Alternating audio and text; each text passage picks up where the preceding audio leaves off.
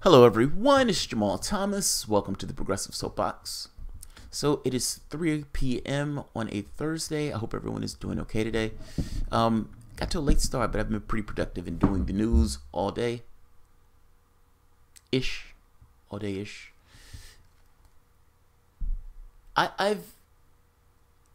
My disposition to things that take place in the Middle East and things that take place beyond myself has been to accept ambiguity, meaning to take into account the disposition of the people involved and presenting you information, and then taking that into account, wager how truthful they're being, knowing that their disposition has something to do with the information that they're relaying outward.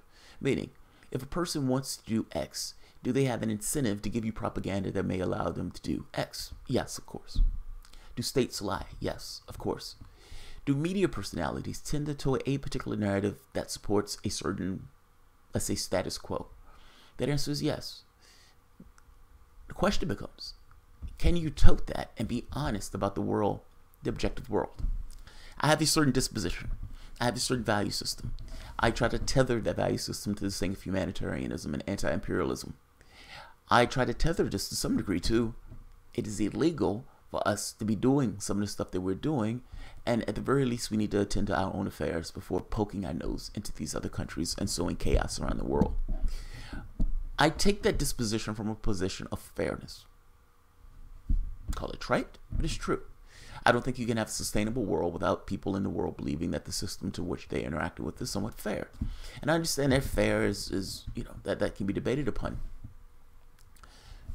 But from the standpoint of media, because I'm getting off the threats, but from the standpoint of media, you can have a particular disposition. As long as that disposition is earnest, the public knows what that disposition is, you can relay information by trying to look at the objective world. The only thing you're going to ever relay is, how does this jive with my own internal compass? And knowing that the public knows my compass, this is what's taking place. Yes, you try to be honest with the objective information that's there, but the same token is always going to go through a filter. And the audience needs to know that it's going through a particular filter. The reason I say that is because you have journalists who are going over the stories that are taking place in the Middle East. And I've kind of made the point that they're not really being honest. Or if they are being honest, they're being honest in a way that they have a reality box that excludes information that they don't necessarily like. Meaning information that may come from parties that may be not necessarily allies with the government to which they find themselves affixed. One such journalist is a woman named Sulema Anderson. Sulema Anderson has written stuff for the Newsweek. She's written stuff for multiple journals. She posts 2 videos of Iran supposedly firing on Israel. People tweet to her saying, wait a minute, this doesn't look right. And she later comes out with this.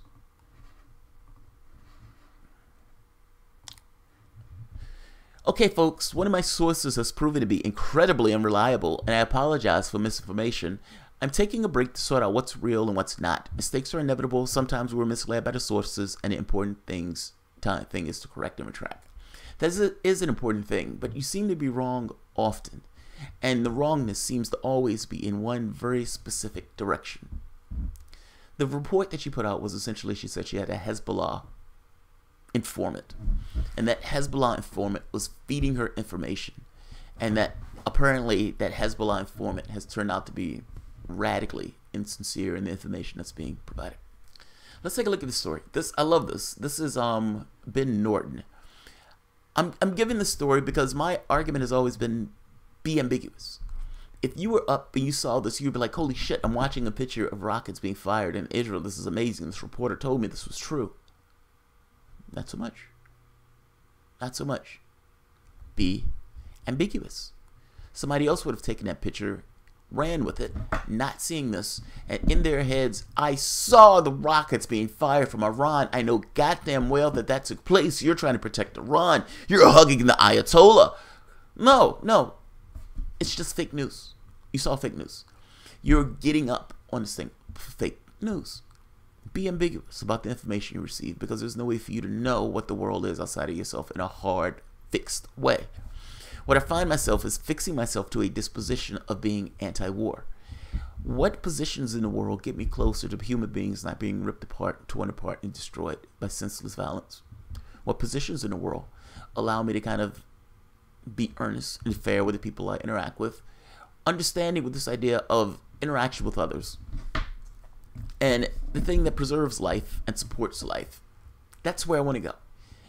Sometimes it's hazy, but at the very least, that's my disposition, and those are the positions that I try to take to work my way through the world. And it's going to be how it relates to that. But this is different. I mean, let me explain this. What I mean by this, I take that disposition when I'm looking at a story. I don't necessarily always know what's taking place in the world. It's impossible to know what's taking place in the world. People are liars. You have people who are giving stories because they have a certain narrative, a certain thing that they want to accomplish in the world. How do you navigate when these people are putting these stories? I navigate that by saying, I need to know what's true. And until I get something a little bit more than here's a picture, here's something else, I tend to be ambiguous.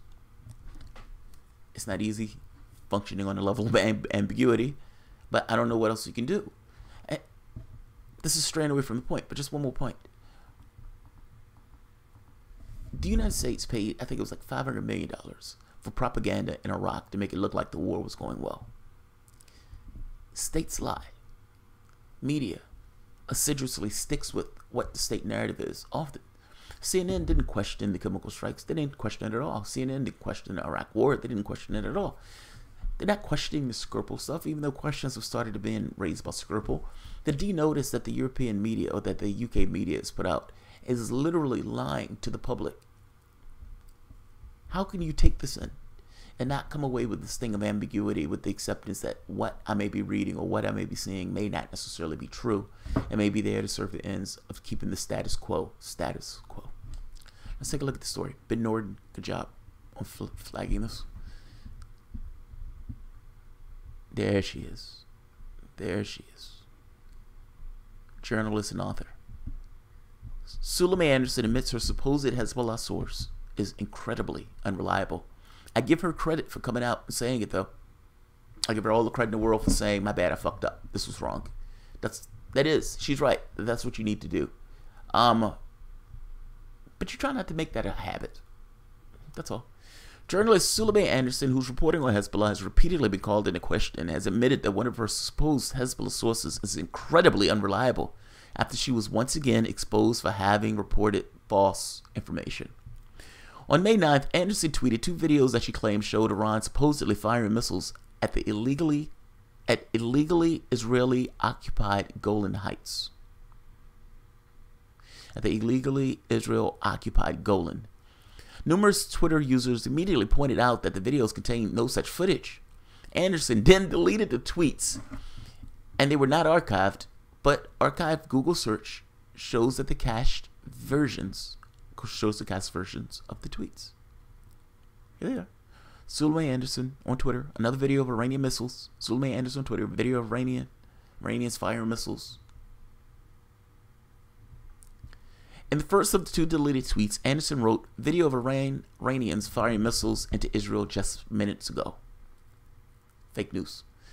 In his second deleted tweet, she added another video of Iranian firing missiles in Israeli Golan, sent to me by a source in Hezbollah. Oh, she has a source in Hezbollah. How risque and dangerous. Fake news. It's also fake news. That's a nice picture of her. Yeah, fake news. Both videos were bogus, as Anderson herself soon acknowledged. And good on her for acknowledging. I give her all the credit for acknowledging. After deleting the fake videos, she issued a correction, tweeting, correction. Earlier today, I posted a video source sent to me was under the impression that it was from Israeli airstrike in Syria this morning. It was actually a mine clearing in Damascus. Miscommunication down the line. Tweet has been deleted. Anderson then followed up with another tweet in which she admitted her source was incredibly unreliable. Sloppy anti-Hezbollah reporting. Now, I don't know what her other reporting is.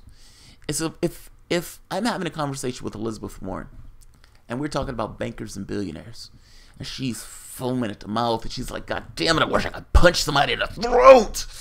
That banker took my ice cream when I was a baby, and I'm angry at bankers. I don't like bankers. What? Is there a banker in this house? Is there a banker here? Yeah, we're going to get along great on that. Yeah, fucking A, Elizabeth Warren. Great. Good job. The moment we still get into this kind of political stuff of the Democratic Party is supporting this candidate, who do you support? I'll sit on the fence for a bit. There's a difference in cadence in those things. Is it possible that her reporting on other stuff may be perfectly okay, but the anti-Hezbollah reporting on stuff is not so good because she has a certain bias? That is very possible. So I don't want to cast a dark mark on our other stuff. I do want to cast a dark mark on the reporting for Hezbollah because, again, this is stuff that slides us into a war by creating a consciousness in the population. And it often lacks any context from the standpoint of what all of these sides are doing. And if you want this actual real peace, there's no such thing as peace when one side is essentially doing whatever he wants and everyone else is supposed to just obey. That's not a scenario for peace. Nowhere is the media lying about it.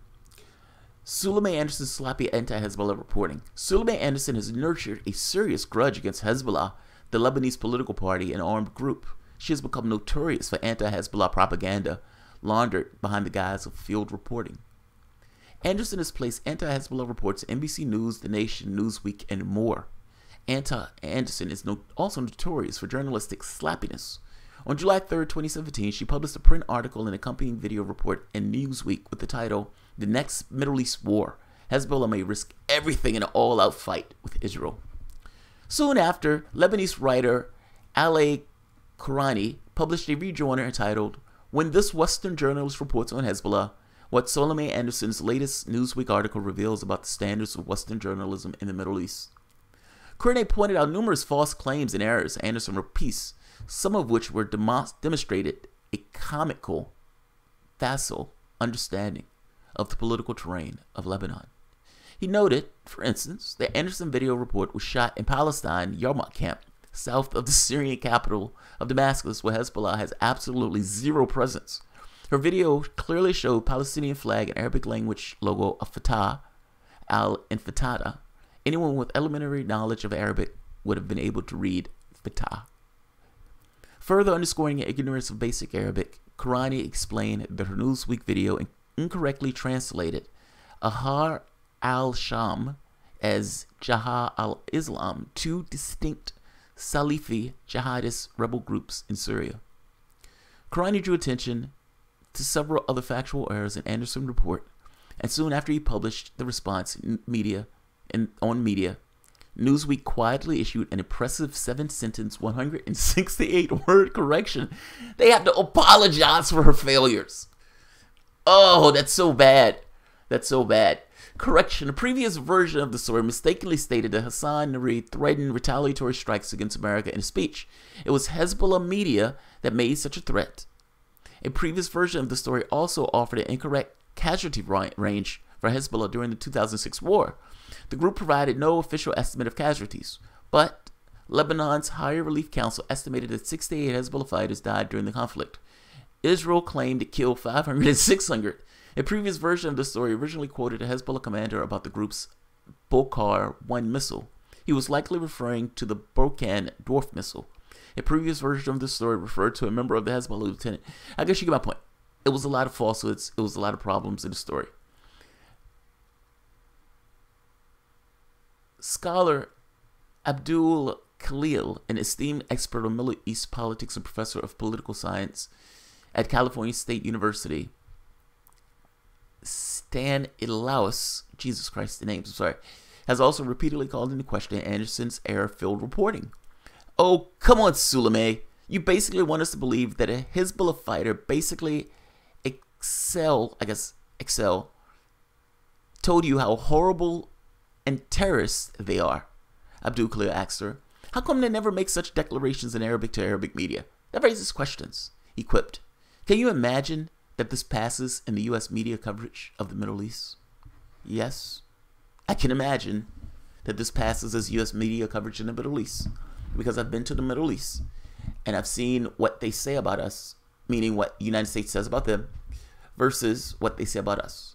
Both countries have each other wrong to some degree, meaning what the Western media talks about in regards to what life's like in the Middle East versus what the Middle Eastern media talk about what's life like in the United States. Both of those are somewhat off. So bake it into the cake. Ben Norton's point here is this is what goes for media coverage in the West. And this is okay as media coverage in the West. And if this is okay as media coverage in the West, shouldn't that give you concerns about the information that's being relayed to you from Western media about what's taking place on the ground in those countries? That answer is yes. Be ambiguous and be skeptical. I will leave it at that. I'm not going to keep this video long. Good job, Ben Norton. If Ben Norton ever wants to come on the show, Ben Norton always has a spot. I think I've sent him an invite. The thing is, with Twitter, and you can't really send a person a direct message. And so it's not like I can say, okay, here, Ben, I'm trying to get to him. You can't really contact him directly. Nevertheless, I'm still going to continue to try because I would love for him or Rainier to talk about what's going on. They seem to have their pulse, or their finger on the pulse in this way. All right, guys, I'll leave it here. If you guys enjoyed the content, please feel free to share, like, subscribe, and of course, you can always support the Patreon. Thanks, guys. Where is it?